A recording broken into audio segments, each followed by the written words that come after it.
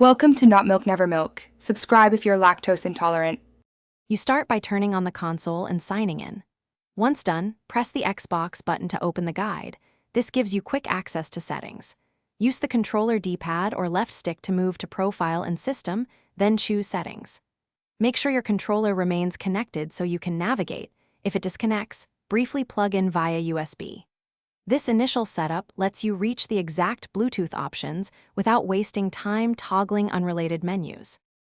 Once inside Settings, go to Devices and Connections and pick Accessories. You'll see your controller listed. Select it and open Device Info or Device Settings.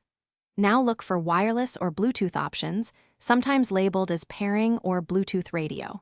When you find it, choose Disable or Forget Device to stop Bluetooth broadcasts. You're removing the active link so the controller won't connect wirelessly. This is why selecting the right controller entry matters. Make sure to confirm any prompts to apply the change.